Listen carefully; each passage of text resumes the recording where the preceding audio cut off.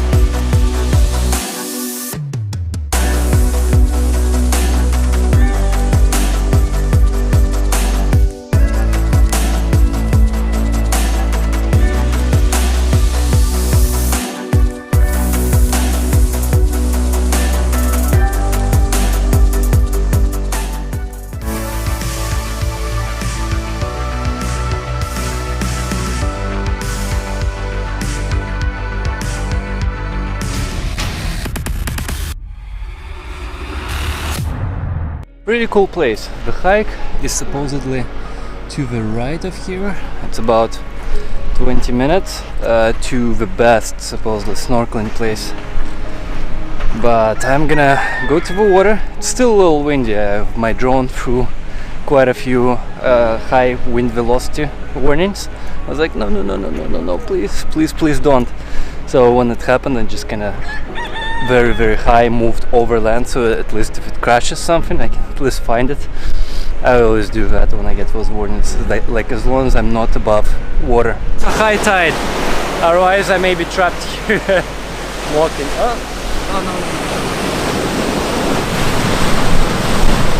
That's awesome over here, sure. I don't feel like snorkeling. It is like, well, here I'm wearing hoodie because it is chilly, so I doubt I'm gonna be doing snorkeling. Ooh, check this rock formation. Some kind of slicing happened here. Just kind of goes all along the line here. Seen quite a few things like this here, where it's just like straight cut through the rocks. Oh yeah, even here. Sure, in summertime it's absolutely delightful water here to swim in, just off the shore. But in December, well, pretty much all the tourists there that went for snorkeling that I saw at actual Cabo Pulmo village, everyone wore what do you call it, thermal suits, thermal diving suits. It is December. The water is actually warm, even for my taste. It's... Whew, do I want to get wet? Kinda need to be going. I do need oil change today. It's likely gonna be in San Jose at this point, Del Cabo. Check out all the crabs. They came out, I guess, to warm up in the sun. So I'm all packed up. If anything, I may do a little bit of swimming in Cabo San Lucas or Jose del Cabo, maybe stop by a beach, and I don't know, we'll see. but I do want that oil change. So here's the path I'm gonna take. This is where I am right now, right here. I could go north, jump highway and go down, and here is El Chorro Hotspring, or, and that's what I'm gonna do, I'm just gonna keep on hugging the coastal road to San Jose, and that road is all board wash essentially.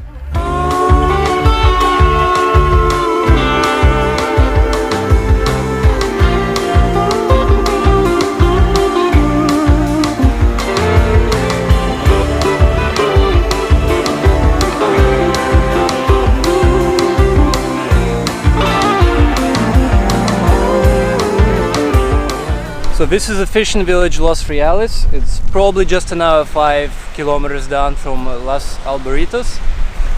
And I kind of regret staying yesterday at the place where I stayed. Although it was very windy, so at least there I was like in a arroyo. I didn't feel wind as much right once inside, but still car shook a little bit. Here, out in the open, I would totally be like constantly car shaking from that huge wind. But it's definitely a better camping spot right here, like just, and you know, it's free also. Just pick any spot right here and it's good to go. It's quite civilized actually. I guess locals pick it up well, and it is part of national park, so that's probably why there is like recycling bins, all of that over there. Overall, here in Baja on eastern, southeastern coast, I see lots of signs for sale of houses, even just in Los Reales right now, past a couple of really nice houses, yeah, for sale. And maybe it has something to do like bad Canadian-US economy, because no matter what they say, the economy is bad right now. That's why lots of inflation, lots of still quantitative easings coming in and all that. Like, it's just patchwork on top of big debts, corporation debts, government debts, personal debts. Hey, I'm part of that, all contributing to the worsening of the situation of Canadian and US economy by contributing to the debt pool. But hey, that's Western way of life, right? You work hard, you earn tons of money, and you spend way more than you earn, and accumulate tons of debt, and think you're wealthy and rich compared to other countries, but take away your ability to do credit, and lots of people would not be happy about their lives. It's only because of easy credit in Western world that people can afford things and just be essentially debt slaves all their lives. But political, economical stuff aside, yeah, you can come here, buy some property.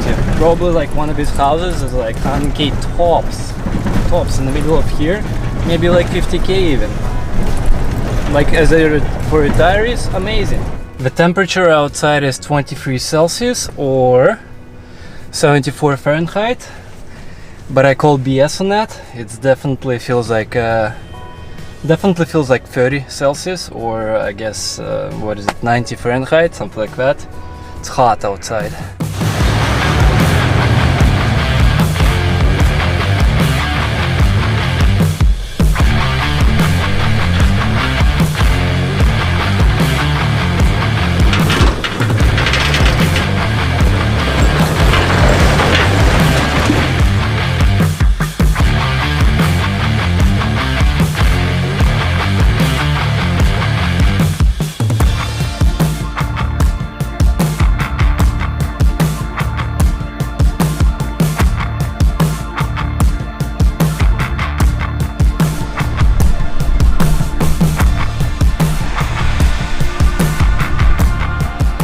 I think I'm gonna pop a beer and just hang out here a little bit, because now it's just gonna be drive pretty much to Cabo, or not Cabo, San Jose del Cabo. May as well chill, yeah. Cheers.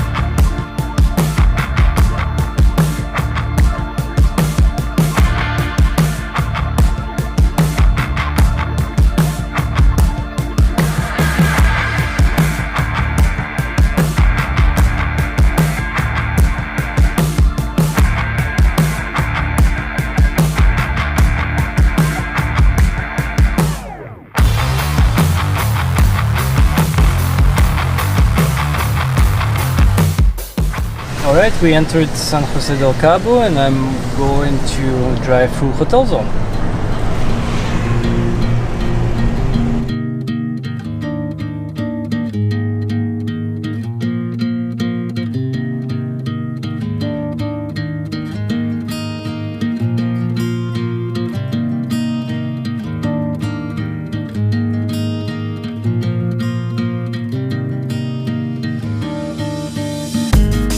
Kind of out of luck. I keep getting into all these things that I need to change, oil changes and stuff, right when it's Sundays. Lots of shops, just like in the US, are closed. So I'm going to one shop to try, and if that doesn't work out, tomorrow.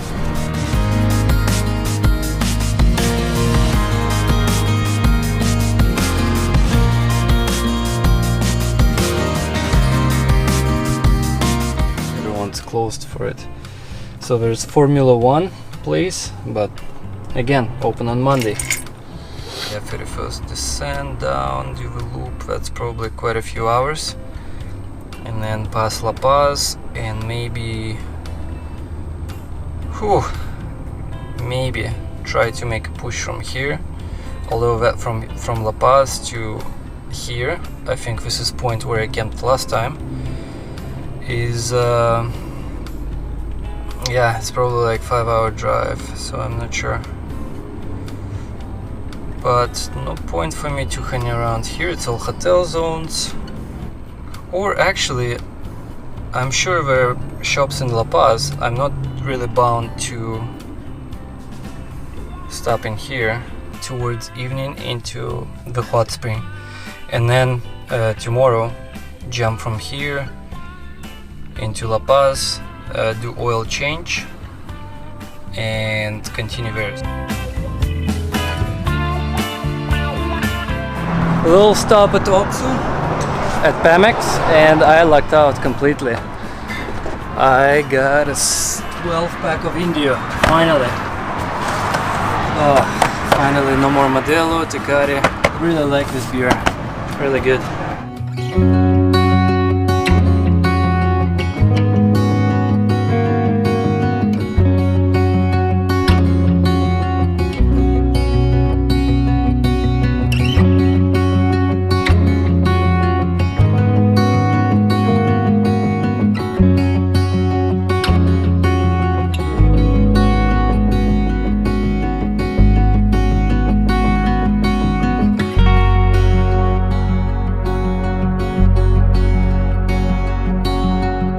Well, I tried to get into one of the restaurants on the pier. I thought maybe seafood, whatever. It's like heart of Cabo. Well, heart, relative. And of course, it's nightmare with parking. There's nowhere to park. It's all hotels here, signs everywhere, hotel parking. Yeah, cars on the side, nowhere to park. I'm entering marina here, 50 pesos an hour parking. There you go. At the end, probably it's all cobblestone here. Alright, live in the car here, not worried much. There's good security guys right there, guarding the thing, and pretty much everything around here, so it's all good. And there's tons of police here, so. And whatever, I got connection, so I can get notified on the phone right away if there is something.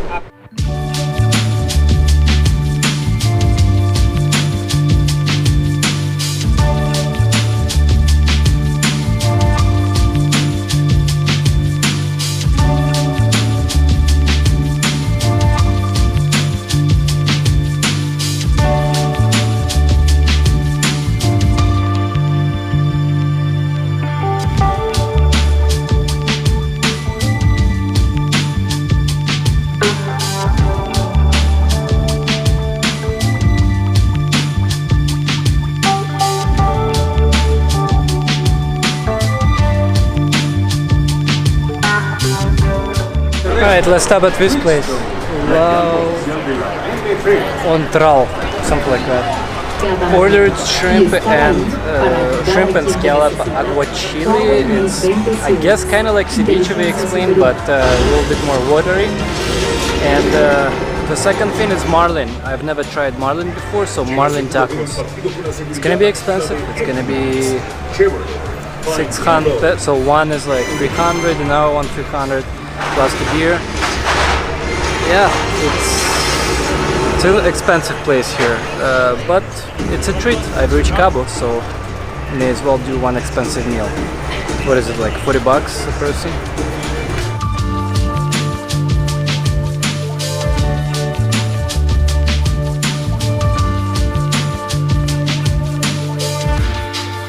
There's lots of lime, spice in here, or lots, like it's cooked in, or marinated in lime. This is interesting. This is actually rediska in Russian, but it's very weird. It's got this green outside, so I don't know what it is in English, what it's called. A little bit of jalapeno, just shredded cucumber. This is like thinly sliced scallop right here, and yeah, some raw shrimp. But marlin definitely tastes good, like it's a good tasting taco. Reminds me of a taste between salmon and mackerel. It's like somewhere in between. Definitely the most expensive dinner. It said 40 bucks US, 700 Canadian, well, tip, whatever. So about 50 Canadian. That's ridiculous actually. But it's for a feeling, it's good. Gotta look at the maps right now. I think it doesn't make sense to proceed further to the east of Cabo San Lucas. Well, I kind of glanced at it. There's no real access to the beach except like hotel zones and all that. So what's the point? In the very far east, well, it's just Pacific Ocean down south. Like I'm gonna be at Baja de Tortuga, a little bit more north, but you know, that's Pacific Ocean. Like regardless, Sea of Cortez side down here is warmer anyway. I missed you, buddy. So this is guide GPS. I did this route in Canada to El Chorro. So it's just visual guide on road to connect. Just put it in Garmin. I like it there, but it doesn't know much further down. And in Google here, Google says 1 hour 30 minutes, 100 kilometers.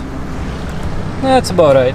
And then so yeah, I'll be there for sunset pretty much, and tomorrow morning, yeah, just depart to La Paz. That's kind of it. Yeah, so basically not gonna cover the east coast over here. It's okay, not a big loss.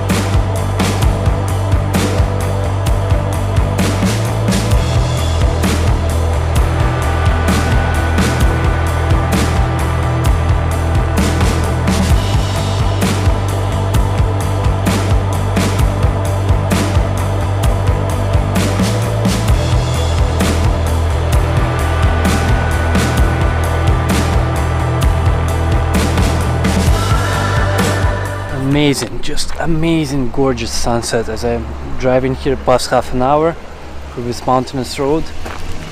The God waves happening is just like wow. But unlike in States, there's no viewpoints, or in Canada there's no like curb or something to stop and take pictures. Oh, this looks gorgeous, amazing.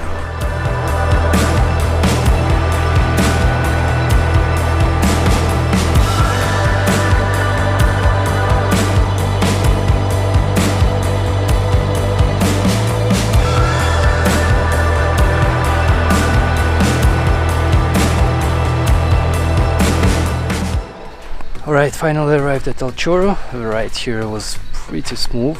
Someone said like, oh, it's bad road here. I guess someone in some dolphin RV, something like that. Just comments on Overlander.